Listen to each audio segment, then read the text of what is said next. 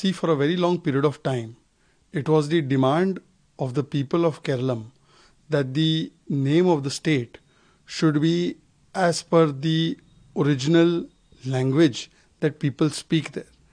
And this name that has been adopted by the cabinet actually reflects the culture and the civilizational legacy of this great state.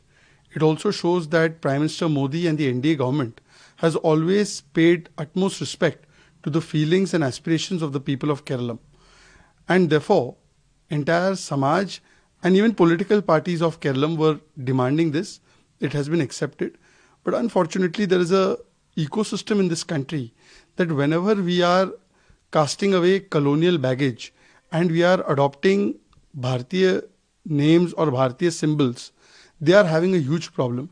Whether it is the removal of Lutyens' bust and replacement of it by Rajaji's bust, or whether it is the renaming of Rajpath as Kartavya Path and installation of Netaji's statue, or whether it is singing the full Vande Mataram, or whether it is renaming Aurangzeb Road as APJ Abdul Kalam, some people always like foreign made things and colonial legacy. They don't like Indian things. देखिए, बहुत लंबे समय से ये मांग थी केरलम के जनमानस की कि प्रदेश का नाम जो ओरिजिनली नाम लैंग्वेज में है केरलम, उसी को रखा जाए जो मलयालम में है। और इसी जन भावनाओं का आदर करते हुए केंद्रीय कैबिनेट ने ये निर्णय लिया है कि प्रदेश का नाम केरलम किया जाएगा। मुझे लगता है कि पूरा समाज, हर एक जनमानस केरलम का और राजनीतिक दल भी इसका स्वागत कर रहे हैं।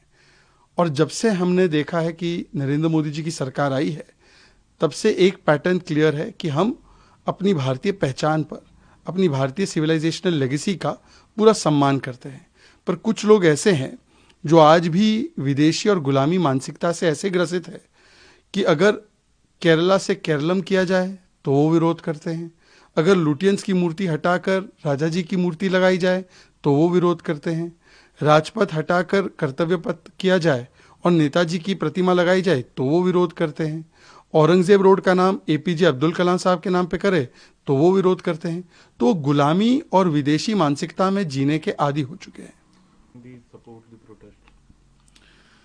This is the double standards of Rahul Gandhi. On the one hand, in AI summit, when youth Congress activists go shirtless, topless, and they do a characterless, pointless and brainless protest, they are hailed as Babbar Sher, even though they are causing national shame. And even the allies of the Congress have distanced themselves from such a protest. Even Congress leaders like Margaret Alva have said that such a protest at AI summit is not right. But on the other hand, when the genuine youth of the country protests in Karnataka and Dharwad for the jobs, for vacancies and recruitments in the civil services to be filled up, which has been promised by the Karnataka Congress government but has not been fulfilled after so many years as well, then instead of welcoming them, instead of hearing them, they are given lathis and dandas.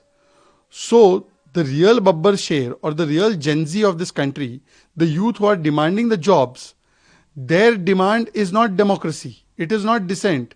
It is given danda and lathi. And those who are disrupting and causing national shame at AI summit, for them, the Congress party is giving red carpet welcome. It shows that hypocrisy of Congress is at all-time peak. It also shows that हाथी के दांत and Rahul Gandhi के सिद्धांत खाने के अलग, दिखाने के अलग.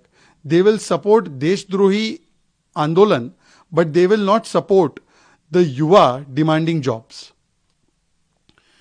एक तरफ तो जब एआई समिट में अपना देश विरोधी चेहरा दिखाते हुए कांग्रेस के टॉपलेस, शेमलेस, कैरेक्टरलेस कार्यकर्ता वहां पर उत्पात मचाते हैं, एंटी इंडिया एक्टिविटी करते हैं, तो ऐसे कार्यकर्ताओं को तो राहुल गांधी बब्बर शेर बुलाते हैं, जेनजी बुलाते हैं, जबकि वो देश विरोध में उतर आए थे, जबकि कांग्रेस के एलाइज भी इसका समर्थन नहीं करते।